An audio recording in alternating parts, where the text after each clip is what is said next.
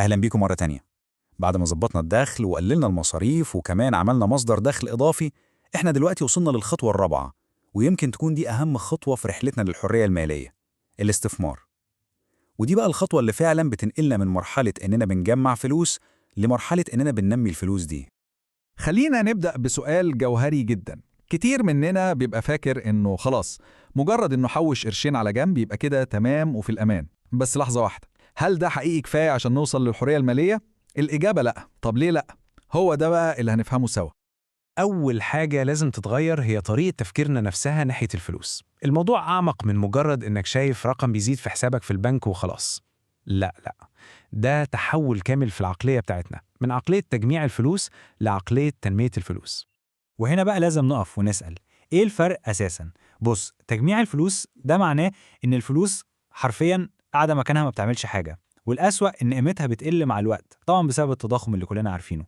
لكن تنمية الفلوس معناها إننا بنشغل الفلوس دي عشان هي نفسها تكبر وتزيد. الاستثمار هو اللي بياخدنا من الحالة الأولى دي للحالة التانية. وهي دي الزتونة كلها. الناس اللي فعلا بتوصل للحرية المالية مش اللي معاهم سيولة أكتر، لا خالص. دول الناس اللي عرفوا إزاي يخلوا الفلوس هي اللي تشتغل عشانهم وتجيب لهم فلوس تانية من غير أي مجهود إضافي منهم. طيب، كلمة استثمار دي بنسمعها كتير، بس يعني إيه بالظبط؟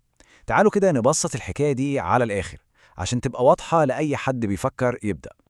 يعني بأبسط شكل ممكن، الفكرة كلها إنك بتاخد حتة من فلوسك وبتحولها لحاجة تانية. الحاجة دي بنسميها أصل، والمفروض إن قيمة الأصل ده بتزيد مع الوقت، وببساطة بنحافظ على قيمة الفلوس وبنخليها تكبر في نفس الوقت. طب إيه هو الأصل ده؟ الأصل ده ممكن يكون حاجات كتير. ممكن يبقى سهم في شركة أو حصة في صندوق استثمار، وده عامل زي ما تكون اشتريت سلة فيها أسهم شركات كتير مرة واحدة. ممكن يكون ذهب، مشروع صغير بتعمله، أو حتى أبسط حاجة خالص كلنا عارفينها، شهادات الادخار اللي في البنك. كل دي أمثلة لأصول قيمتها ممكن تزيد. تمام قوي، كده فهمنا الفكرة. طيب إزاي بقى نبدأ عملياً ومن غير ما نخاطر؟ الجزء اللي جاي ده هو أهم حاجة لأي حد لسه بيقول يا هادي. طيب، عشان نبدأ صح وما نتلخبطش، في قاعدتين أساسيتين لازم يفضلوا في دماغنا. مش محتاجين نكون خبراء ولا معانا ملايين، كل اللي محتاجينه إننا نبدأ صح. القاعدة الأولى: ابدأ صغير. مش لازم خالص يبقى معاك مبلغ كبير عشان تبدأ.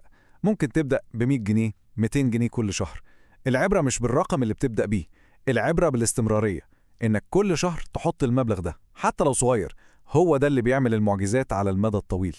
ونيجي بقى للقاعدة الذهبية التانية، ويمكن الأهم من الأولى كمان. ببساطة كده، أي حاجة هتفكر تستثمر فيها لازم، وأقول لازم مرة تانية، تكون فاهمها كويس قوي، فاهم بتشتغل إزاي، إيه مخاطرها، وإيه المتوقع منها. لو المعلومة دي مش عندك، ابعد عنها تماما لحد ما تفهمها. طيب، كواحد لسه بيبدأ، إيه أبسط وأأمن حاجة ممكن أعملها؟ للمبتدئين صناديق الاستثمار زي اللي في البنوك أو صناديق المؤشرات هي غالباً أفضل بداية. طب ليه بنقول كده؟ لسبب بسيط جداً: مخاطرتها متوزعة وقليلة، وفي ناس محترفة هي اللي بتديرها بدلاً منك، فمش محتاج تكون خبير اقتصادي عشان تبدأ. وهنا بقى ممكن نقسم الفلوس الفايضة عن مصاريفنا. في قاعدة لطيفة قوي ممكن نمشي عليها في الأول، اللي هي 50-30-20.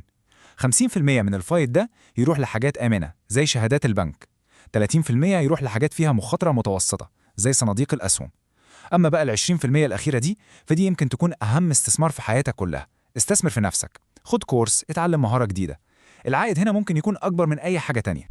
طيب، زي ما عرفنا نعمل إيه، مهم قوي نعرف إيه اللي بنعملوش أبداً. في كام غلطة كده مشهورة لازم نتجنبها تماماً عشان ما نقعش في مطبات ملهاش لازمة. أول حاجة، اوعى تحط كل البيت في سلة واحدة، يعني ما تراهنش بكل فلوسك على سهم واحد أو عملة واحدة. تاني حاجة، إياك تستثمر بفلوس مش بتاعتك، يعني فلوس سلف أو قرض. ثالثاً، أي حد يجي يقولك مكسب مضمون 100%، غالباً ده فخ. وأخيراً، ودي مهمة قوي، الاستثمار عايز صبر ونفس طويل، بلاش تستعجل الأرباح. في الآخر خالص وبعد كل الخطوات دي، لازم ما ننساش الهدف الكبير. إحنا بنعمل كل ده ليه؟ عشان نوصل لحاجة واحدة بس: الحرية المالية. يعني ملخص الخطوة الرابعة كلها في جملة واحدة: إننا ناخد الفلوس الزيادة دي ونحولها لأصل آمن ونشوفه بيكبر وبيشتغل لوحده مع السنين، من غير ما نتدخل ومن غير مجهود إضافي مننا. الفلوس بتجيب فلوس. وعشان كده بنقول دايماً إن الاستثمار هو البداية الحقيقية للحرية المالية. فعلاً، اللحظة اللي بتقرر فيها تبدأ تستثمر حتى لو بمبلغ صغير هي دي اللحظة اللي بتكون حطيت فيها أول طوبة حقيقية في صرح الحرية المالية بتاعك. وهنا بقى هسيبكم مع سؤال مهم، سؤال محتاج تفكير. الهدف الأكبر هو إننا نوصل ليوم معين، اليوم اللي دخلك من استثماراتك يغطي كل مصاريفك ويفوق كمان دخلك من شغلك. يا ترى اليوم ده ممكن يجي إمتى؟ السؤال ده هو البوصلة اللي هتفضل توجهك طول الطريق.